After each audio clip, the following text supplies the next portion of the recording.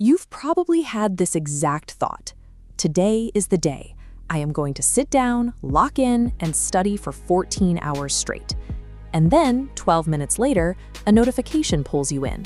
You end up buried under a digital avalanche, surrounded by candy wrappers and wasted time. That's usually when the internal monologue starts. You tell yourself you're just not serious enough, or that you lack some secret discipline that top students were born with. Failing a marathon study session is the predictable result of sitting down at a desk without any preparation. Most people expect focus to arrive the moment they open a book. They treat it like a light switch they can just flip on. But willpower is a finite resource. It's a fragile strategy that inevitably fatigues and breaks under the slightest pressure. If you want to pull long hours, you have to engineer an environment where focus is the default and distraction is physically difficult. Vague goals like, "I'm going to study today," confuse the brain. Without a specific destination, your mind naturally drifts toward whatever is easiest. You need micro goals with strict deadlines. Tell yourself to solve 20 math problems by 5 o'clock, or finish revising physics chapter 2 by 8. When you define a clear win and then physically check that box, your brain releases a hit of dopamine. That small reward creates the momentum needed to start the next task. Beyond your goals, look at your desk. Old papers, wrappers, and stray notebooks act as visual noise that actively drains your mental energy. Clear the clutter. A smooth mental state requires a workspace with only the essentials: the current book, a notebook, and a water bottle. Even on a clean desk, a smartphone acts as a gravity well for your attention.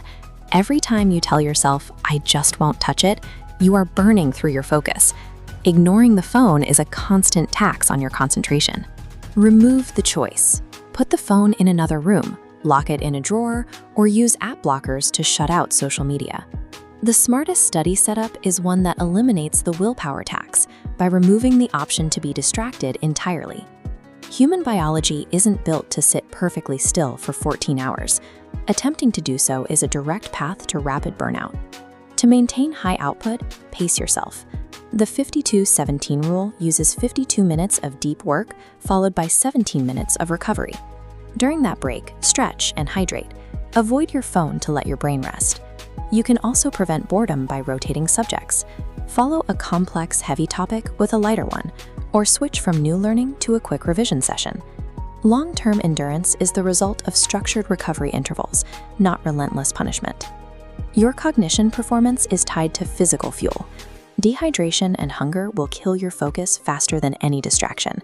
Heavy fast food leads to lethargy. Stick to light, home-cooked meals like dal or rice to provide steady energy without making you sleepy. Watch your caffeine curfew. Coffee stays in your system for up to 12 hours, so drinking it after 3 in the afternoon can completely destroy your ability to rest. Sleep is the foundation of high-level study. Without 6 to 7 hours of rest, your concentration will drop drastically before you even finish your first hour the next day. A successful 14-hour study day begins the night prior. Write down exactly which chapter you will start with tomorrow. Deciding your first step before you sleep eliminates morning hesitation. Waking up with a plan allows you to bypass decision fatigue and move immediately into execution. It's important to remember that 14 hours of focus is a routine that you build over time, not something you master on day one. Start with a sustainable 3 or 4 hours today.